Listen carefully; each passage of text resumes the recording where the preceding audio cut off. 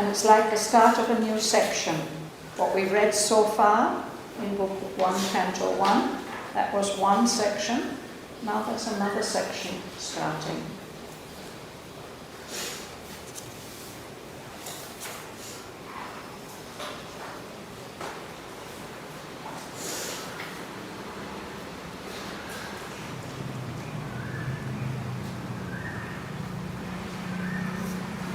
There, walled apart by its own innerness, in a mystical barrage of dynamic light, he saw a lone, immense, high curved world pile, erect like a mountain-chariot of the gods, motionless under an inscrutable sky.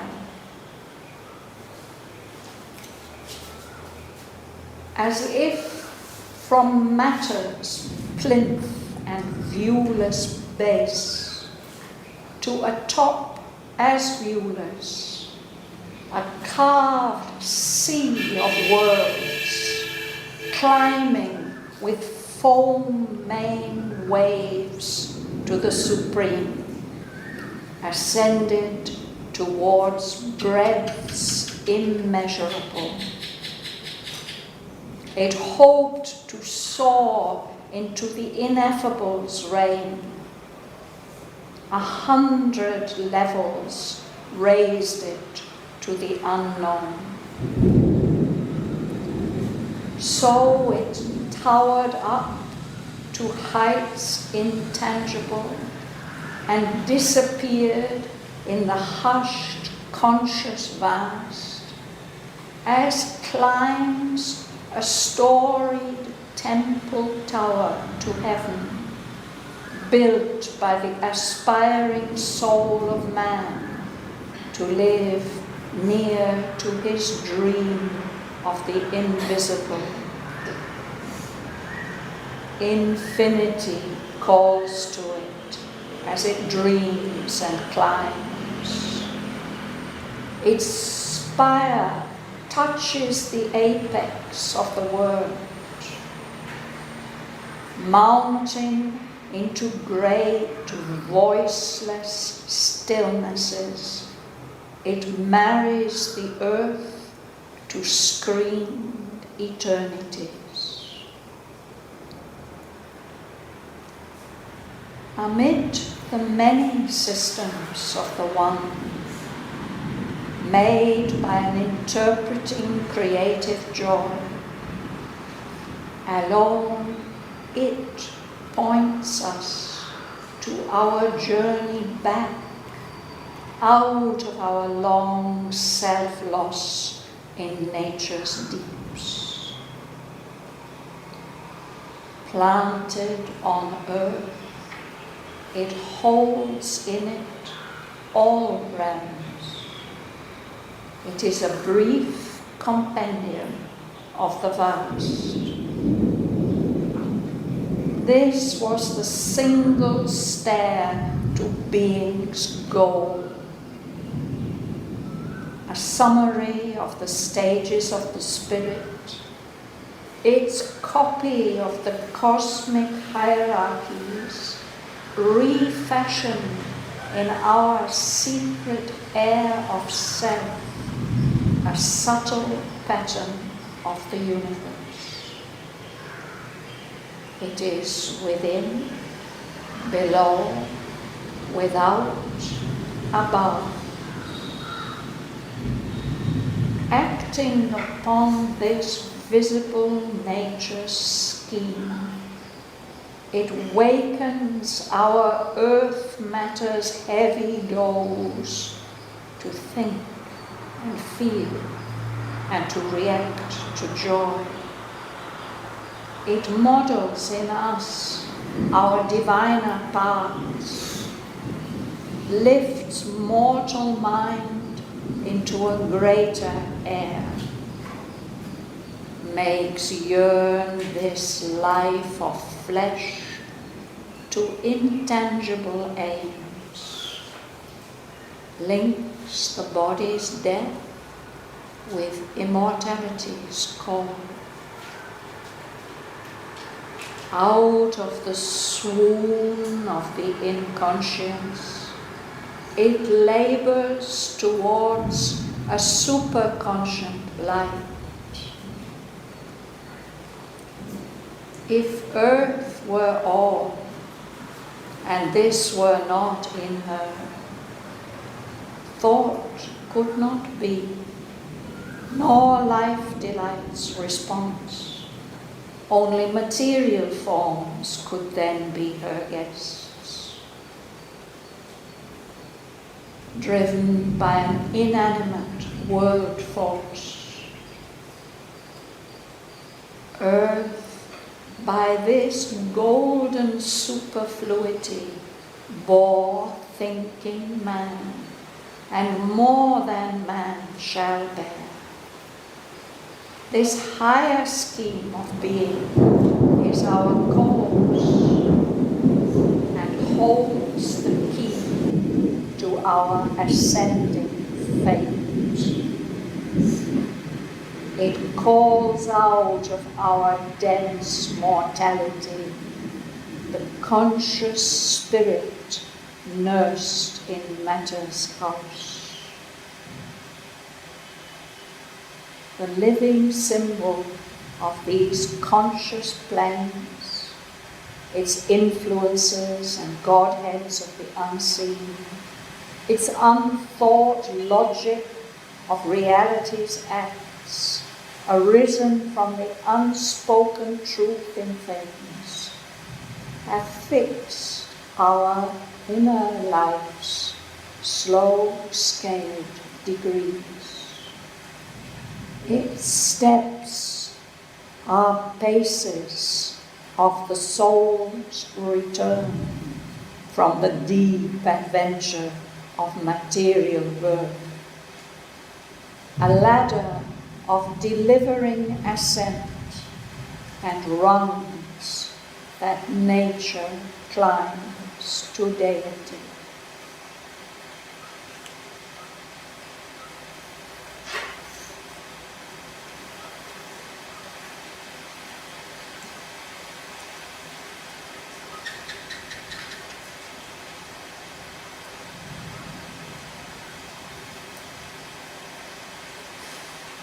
You start, Martin?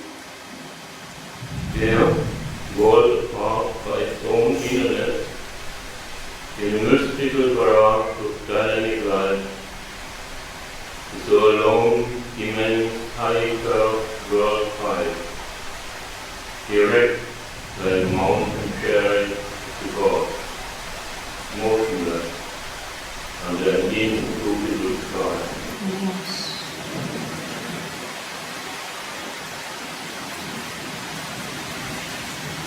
Any difficult words?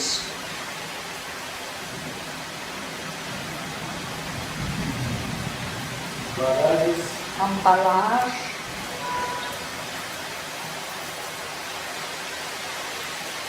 Barrage is a dam. A barrage is a dam. Yes, a blockage.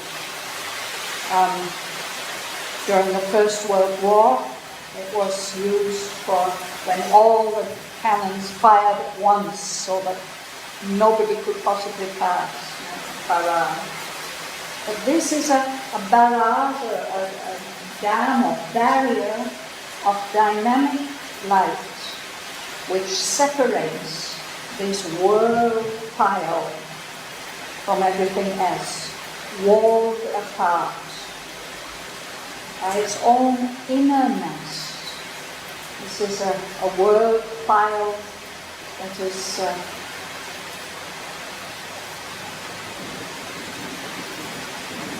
not outward but inward.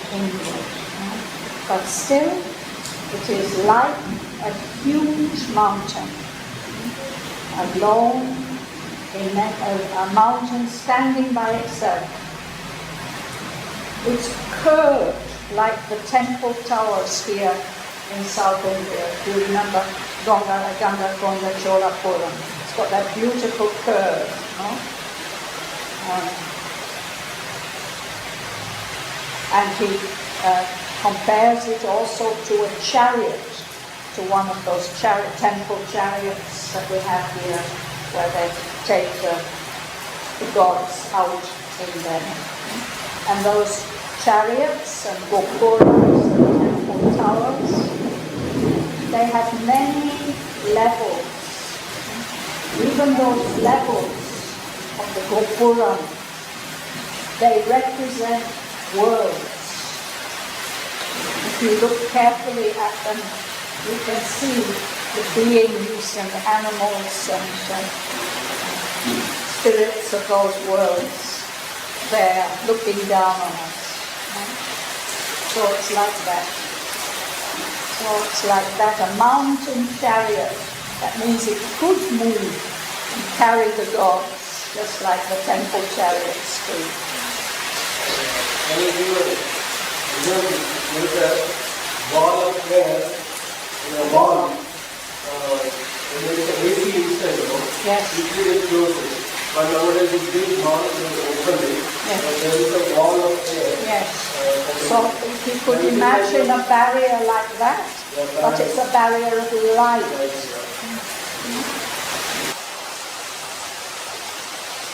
So it's like a chariot, but it's not moving. It's motionless under an inscrutable sky, a sky that doesn't give any clues about what it might be or where. Kamla? As we scrub backwards, think Jesus. Still off a fever, a car, sea and bird. Climbing the storm, man, leaves his face. Ascended towards breath, immeasurable. Yeah, let's pause there. So many of our temples here in South India, it's as if they're built on a platform. You know, the actual building, and you go up a few steps and then there's a flat platform. That's a plinth. Our Sri Aurobindo statue, it's standing on a plinth. So he says matter is the plinth on which this huge world pile is based. Matter is the base. He says, of course, we can't see the very base. It's invisible. It's in the inconscient. And the top of the world pile also can't be seen. But in between, it's as if there are waves and waves and waves and waves of worlds. A carved sea of worlds. Carved. You carve wood to make a figure. A sculptor carves stone or wood, yes.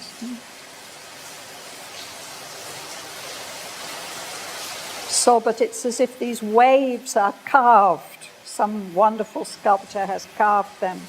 But they look as if they have foam. The waves foam on their surfaces. And they are mounting up and up and up and up to the Supreme.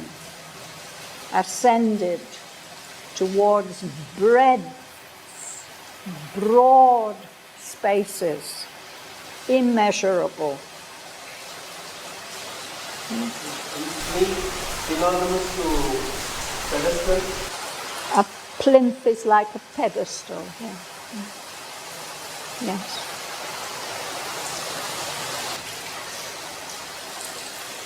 Okay, who's next? Rita. Before you soar into the ineffable beginning, 100 letters raise it to the unknown. Continue. So it powered up to house intangible and disappeared in the hushed conscious war as climbs a slowly temple tower to heaven, built by the aspiring soul of man to live near to his dream of the invisible. Yes. So this world pile is trying to soar, to get up, up, up, as high as possible, into the realm, the reign of the ineffable, the one who cannot be described or expressed. And it has many, many layers. Not literally 100 layers, but many, many, many layers. And they are raising it up to the unknown. And Sri Aurobindo says it's like a temple tower. We human beings, we build these high buildings, especially sacred buildings. This one towers up so high that nobody can reach, disappeared in the hushed, conscious vast. That's how the world pile climbs up. And he says it's the same way as a temple tower with many stories, with many levels, rises up to heaven. That's what the temple tower has been built by aspiring human beings who want to build a building that reaches to heaven, to live near to his dream of the invisible. We look up to the heights and we think we can't see the gods, but they are there. So let's try and reach them. Human beings have been doing this from the earliest times, that they could build as high as they could, and we're still doing it. Nowadays it's more commercial than religious, but still the idea that let's go as high as we can. Dana. Infinity calls to you as a dreaming companion. Its fire touches the effects of the world, mounting into great voiceless stillnesses. You marries the world to three eternities. Yes. So infinity is calling to it. It doesn't want to stop, as it dreams and climbs this pile of worlds. And its spire, the topmost pointy bit on the top, touches the apex, the highest point of the world. The pile goes mounting into great, voiceless stillnesses, silent spaces. And what it does, the whole tower and the whole pile, it marries the earth, it connects the earth to eternities that we can't see or feel. It's a connecting link.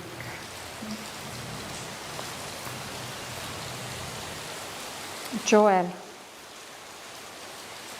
Amid luminous systems of the one, made by an interpreting creative joy, alone it points us to our journey back, out of our long self-lost in nature's deeds. Planted on earth, it holds in it all realms. It is a brief compendium of the vast. Yes, thank you. So, the one has expressed itself in many systems, This interpreting, creative joy of the world force. But only this system, this world pile, is pointing us to our journey back. We have come from those heights. and we have come down here. We've come down level by level, or maybe we've just plunged straight down, but we have to climb back up all these levels out of our long self-lost in nature's deeps. Here we are. We've lost touch with our true selves. We can only get back into touch with our higher selves by mounting up these levels. And it's planted on earth in matter, but it holds in it all the planes of existence. This is a very important thing that Sri Aurobindo is telling us. It's part of the Vedic knowledge, the teaching of the mystics, that this tower of worlds, of planes of existence, where is it? Where are these worlds? They are in us.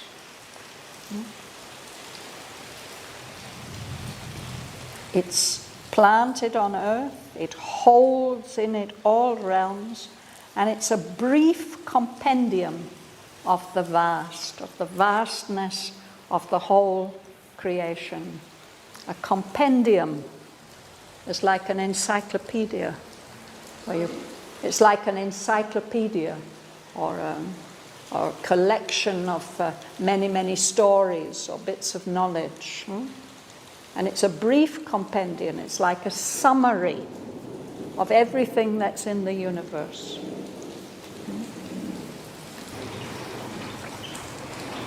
Will you read? This was the single step to being pure, a summary of the stages of the spirit. It's a copy of the cosmic hierarchies, refashioned in our secret air of self, a subtle pattern of the universe. Yes, so this is another way of saying it. This is the single stair. We have to go up this stair, this ladder, to the goal of our being. Why are we here on earth? In order to climb all those steps. It's a summary of all the stages of the spirit. It's like a copy, an image of the cosmic hierarchies. It means the way that the planes of the universe are arranged in order. That's copied in us, refashioned in our secret air of self, in our inner being, in our psychological self. It's a subtle pattern of the universe. It's as if we're carrying all these levels of existence within us. And because we're carrying them within us, we can contact them, and we are influenced by all of them. And when we were reading the Life Divine, Sri Aurobindo told us that very often when we leave the body, when the inner being leaves the body, it explores these worlds. And through its experiences in these different worlds, it grows, and then it returns to the body, to a new body.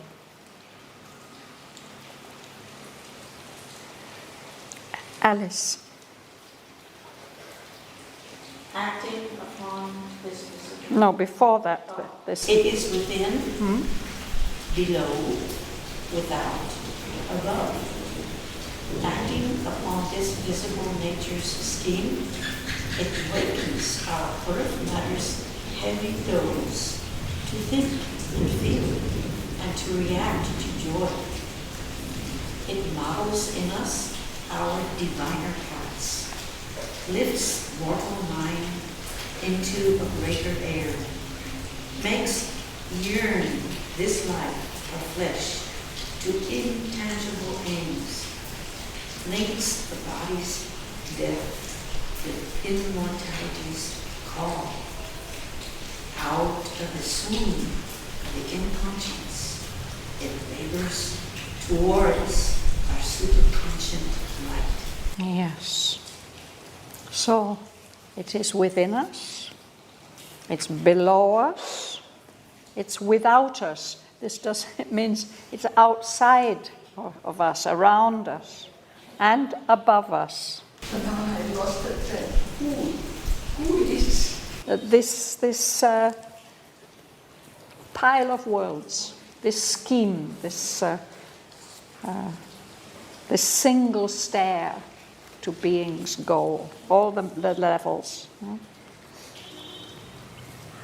And this series of worlds acts on, it influences this scheme of visible material nature. And it has the effect of waking up this heavy doze, this inconscient, sleepy state of matter gets woken up by the influence of these other planes. Otherwise, how would earth matter learn to think and feel and react to joy? It's that world stair which is modeling in us, preparing them, shaping them, our diviner parts, our parts that are not so earthly and material, that are subtler and more divine.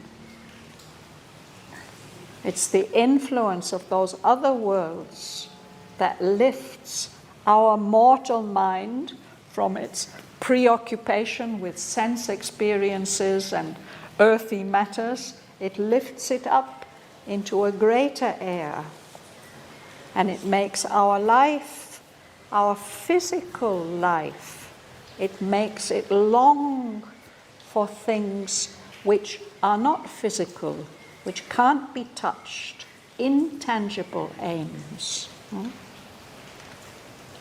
It links the death of the body with immortality's call. The physical body has to, it can't keep up with the need of the spirit. Eventually it dies. But this world of, this pile of worlds, it connects. When the body dies, the inner parts get linked to the call, the appeal of immortality. This stair of worlds is laboring, it's making an effort upwards towards a superconscient light. It starts from this swoon. When you swoon, you lose consciousness. You just fall down because your brain's not working anymore. The inconscience. That's where it starts from. But it's moving up and up and up and up and up towards a superconscient light.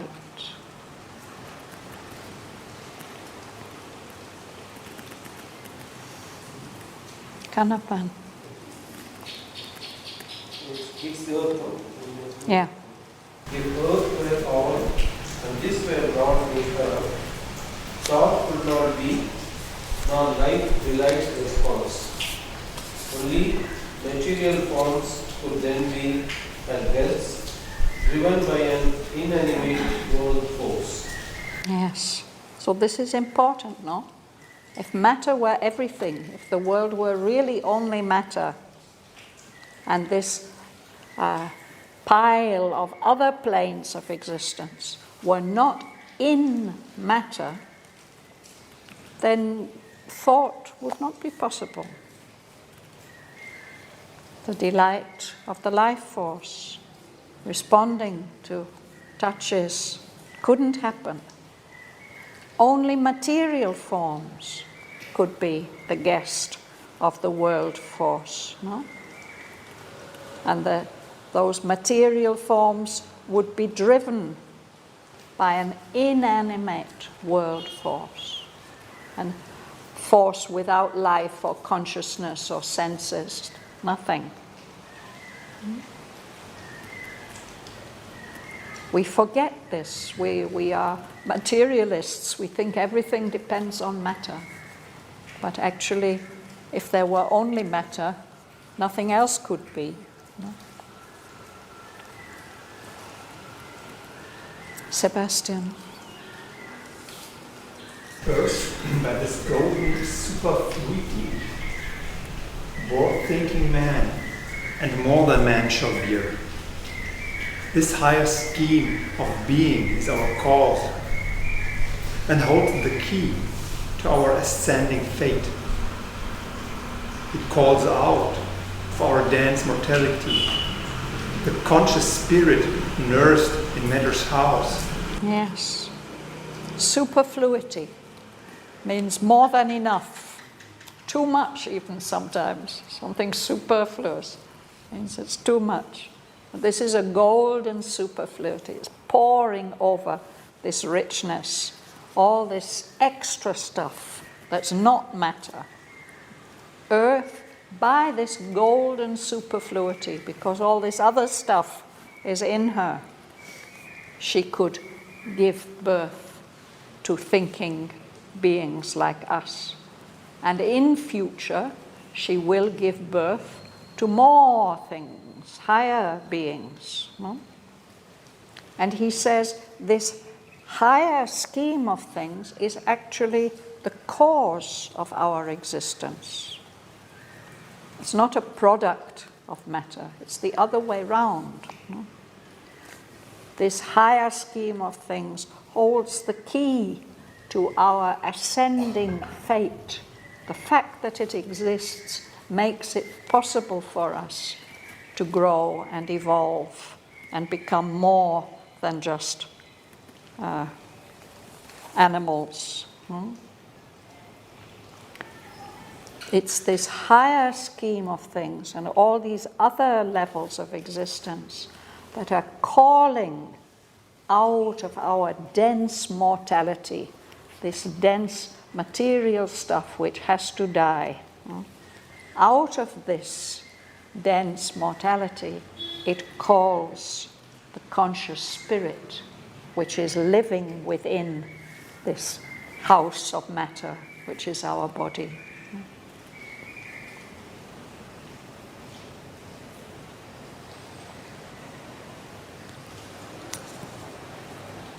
I'll read the next one.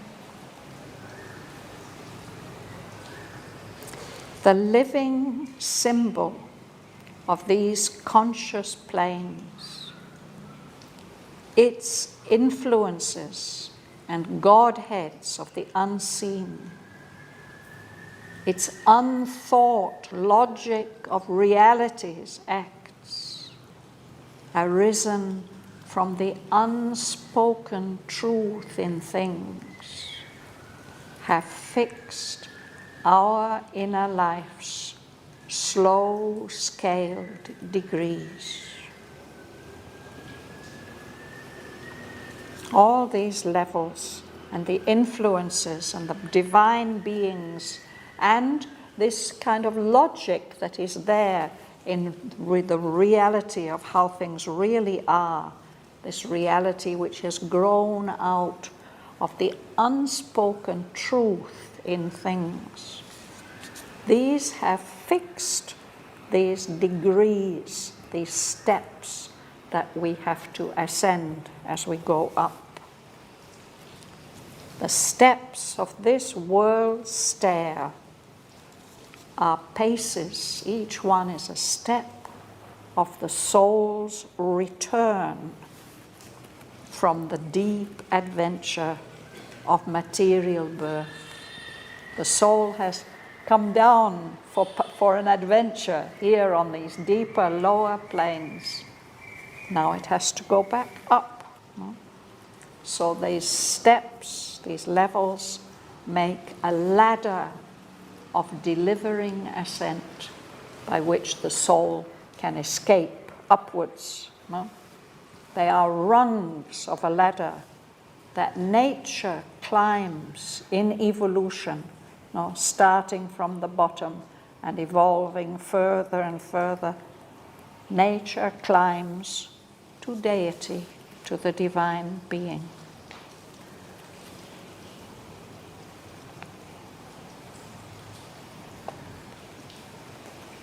Let's read a bit further, Martin. Its steps are phases of the soul's return from the deep adventure of material growth, the ladder of delivering ascent, and run with nature's line to deity. Yeah. Kamla. Once in the vigil of a deathless case, these grades and marks attain downward plunge. The wide and broad leap of the Goddess called. One more line. Our life is a hollow card of the Supreme. Yes. So he says he's been talking about the way up, but once these steps were steps of descent. Once, in the vigil of a deathless gaze, some supreme being, deathless being, was watching. And as it watched, these grades, these steps, had marked the giant downward plunge of nature. Even, she didn't go step by step, she fell all the way down from the top to the bottom, the wide and prone leap of a Godhead's fall. He says, our life is a holocaust of the Supreme, a holocaust, a sacrifice. What is it? Prone? Prone leap? Prone flat. Yeah, so it's not going step by step, it's really falling flat down. Who fell? The great world mother, by her sacrifice, has made her soul the body of our state. The body of our state is somehow matter, but where has this matter come from? It's somehow a dense form of the soul of the great world mother. Shraddhavan, the meaning of Holocaust is sacrifice.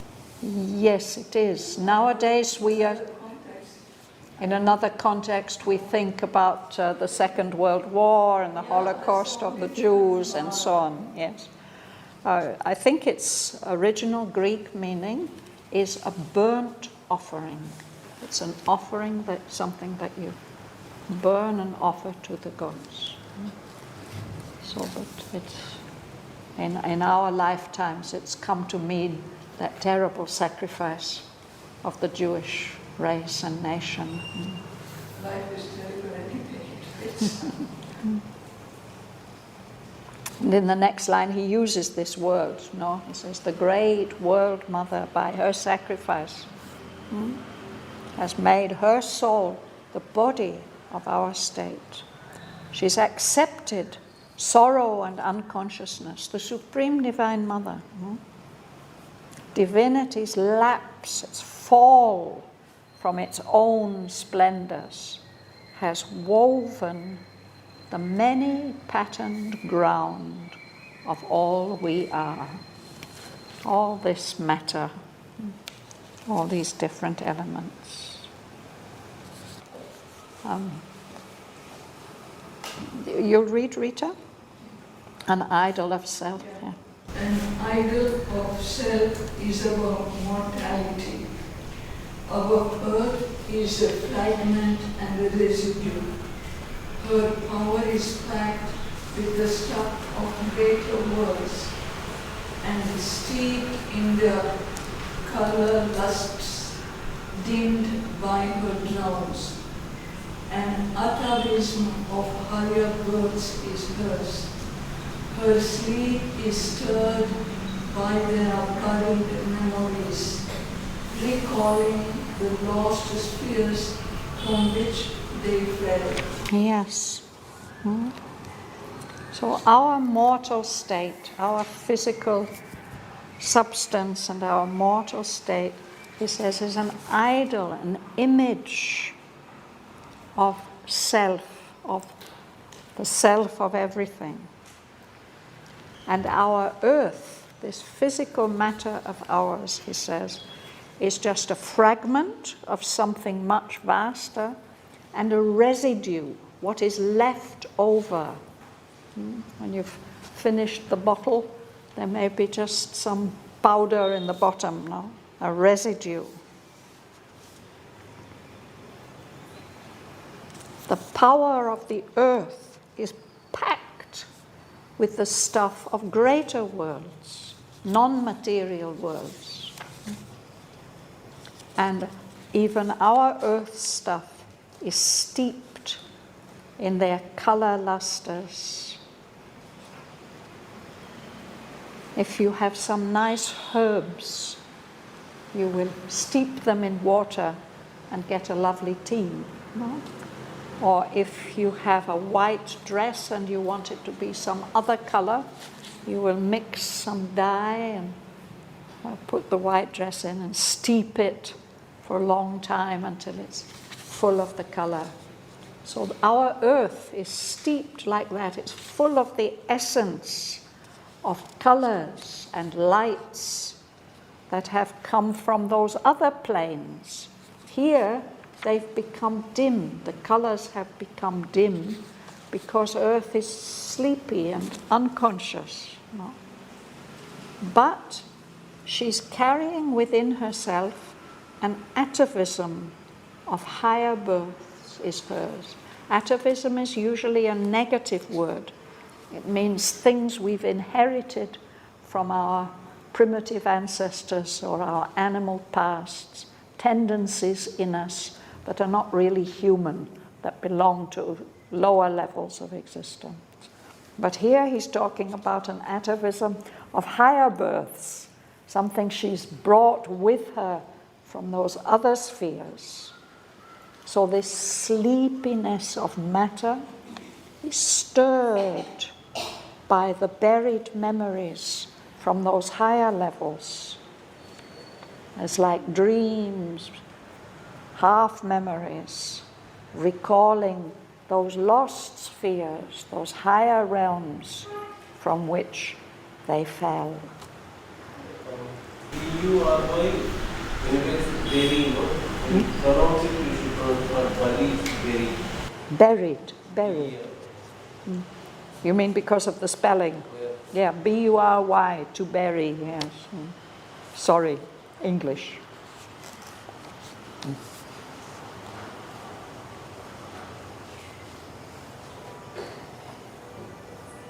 We can just read one more sentence. You can read it. Unsatisfied forces in the bosom move. They are partners of a greater growing fate and a return to immortality. They consent to share a doom of birth and death. They kindle partial gleams of the hour and guide a blind, laborious spirit to compose a meager image of the mighty whole. Yes. So those unsatisfied forces are coming from those higher levels, no? But they're moving somehow in matter. And so they share this evolutionary growing fate, this return to immortality. She's fallen to mortality, but can return.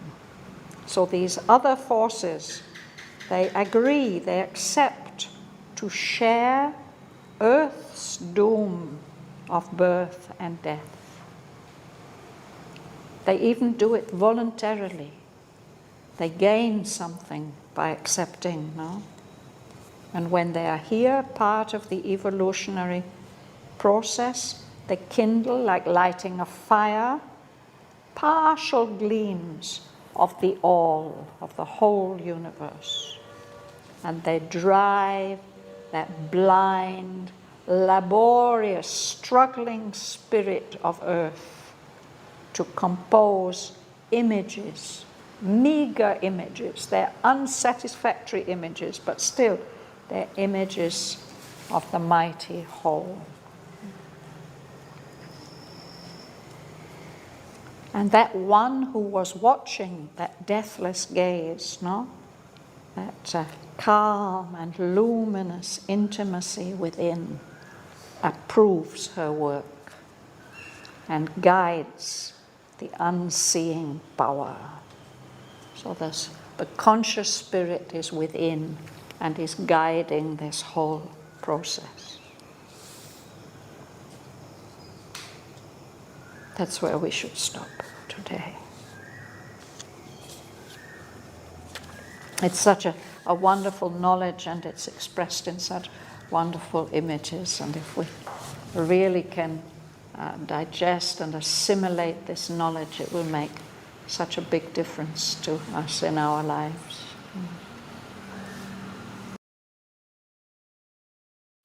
There, walled apart by its own innerness, in a mystical barrage of dynamic light, he saw a lone, immense, high-curved world pile, erect like a mountain-chariot of the gods, motionless under an inscrutable sky. As if from matter's plinth and viewless base to a top as viewless, a carved sea of worlds, climbing with foam-maned waves to the supreme, ascended towards breadths immeasurable. It hoped to soar into the Ineffable's reign. 100 levels raised it to the unknown. So it towered up to heights intangible and disappeared in the hushed, conscious vast, as climbs a storied temple tower to heaven, built by the aspiring soul of man to live near to his dream of the invisible. Infinity calls to it as it dreams and climbs. Its spire touches the apex of the world, mounting into great voiceless stillnesses. It marries the earth to screened eternities. Amid the many systems of the one, made by an interpreting creative joy, alone it points us to our journey back out of our long self-loss in nature's deeps. Planted on earth, it holds in it all realms. It is a brief compendium of the vast. This was the single stair to being's goal. A summary of the stages of the spirit, its copy of the cosmic hierarchies, refashioned in our secret air of self, a subtle pattern of the universe. It is within, below, without, above. Acting upon this visible nature scheme, it wakens our earth matter's heavy dose to think and feel and to react to joy.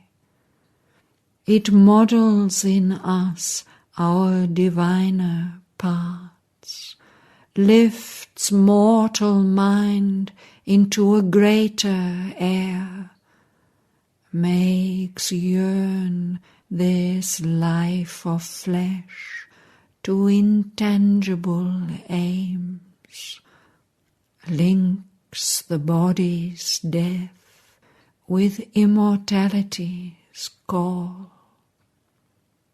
Out of the swoon of the inconscience, it labors towards a superconscient light. If earth were all, and this were not in her, thought could not be, nor life delight's response. Only material forms could then be her guests, driven by an inanimate world force. Earth, by this golden superfluity, bore thinking man, and more than man shall bear. This higher scheme of being is our course, and holds the key to our ascending fate. It calls out of our dense mortality the conscious spirit nursed in matter's house. The living symbol of these conscious planes, its influences and godheads of the unseen, its unthought logic of reality's acts, arisen from the unspoken truth in things, have fixed our inner life's slow-scaled degrees. Its steps are paces of the soul's return from the deep adventure of material birth, a ladder of delivering ascent, and rungs that nature climbs to deity.